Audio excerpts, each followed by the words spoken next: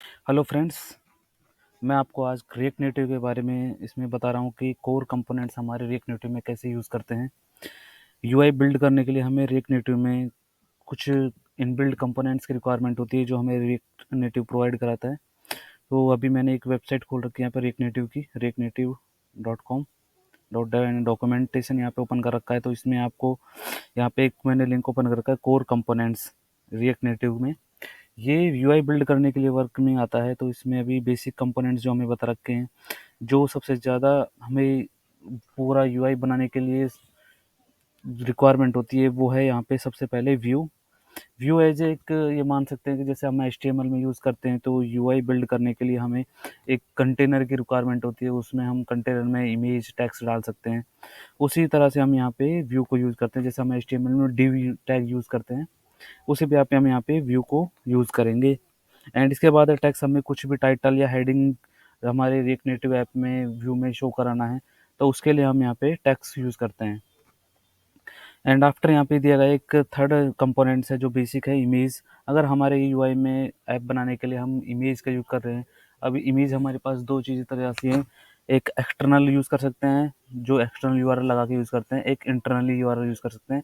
जैसे हम एसेट्स एक फोल्डर बनाते हैं, इसके अंदर एसेट्स के अंदर हम उस इमेज को एंड डाल देते हैं, उसके बाद उसका लिंक देते हैं। तो हम उसके लिए दो तरह से अलग तरह से यूआई यूज़ करते हैं। एक्सटर्नल यूआरएल यूज़ कर रहे हैं अगर इमेज का हम ऐप में शो कराने की, तो हमें वहाँ पे रिसोर्स के साथ में यहाँ पे यूआरआई एक लिखना रखना पड़ता है उसका। एंड अगर मुझे एसेट्स के लिए यूज़ करना है तो उसका कंप्लीट पाथ देना पड़ता है। तो हमें यूआई इमेज शो कराने के लिए हमें यहाँ पे इमेज कंपोनेंट का यूज़ करना पड़ता है।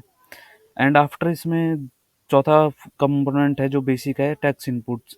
ये वर्क करता है हमारा, जैसे हम कुछ भी लॉगिन के लिए, साइन अप के लिए या कोई भी कॉन्टैक्ट फॉर्म सबमिट कर रहे हैं, तो वहाँ पे हमें इनपुट बॉक्स की ज़रूरत पड़ती है, जिसमें नेम, मोबाइल, ईमेल एड्रेस हम एंटर करते हैं।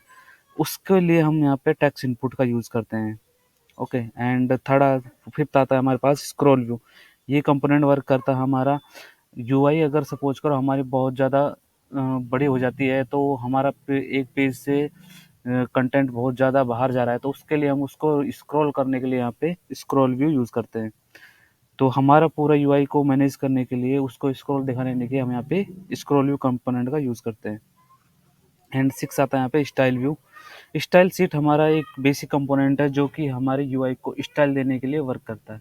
एक्सटर्नली हमें एक्सटर्नली हमें कोई भी सीएस स्टाइल शीट यूज़ करनी है, तो हमें स्टाइल शीट एक कंपोनेंट है जो कि रिएक्ट नेटिव प्रोवाइड कराता है।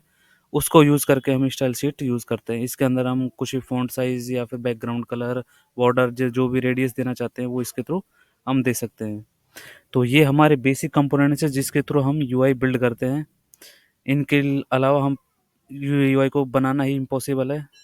तो ये बेसिक कंपोनेंट्स, इसका आगे मैं आपको बताऊंगा कंप्लीट कि इसमें यहाँ पे दिखाया गया है जैसे एक्टिविटी इंडिकेटर क्या होता है, बटन्स, फ्लैट लिस्ट क्या होती है, इमेजेस, बैकग्राउंड इमेज कैसे वर्क करती है, मॉडल्स अलर्ट में कैसे होता है, scroll view, session list and status bar भी यहाँ पे दिया है, टेक्स्ट इनपुट्स। इसमें कंप्लीट आपको इसका एक प्लेलिस्ट बनाऊंगा, तो आप बने रहिए चैनल पे। Thank you.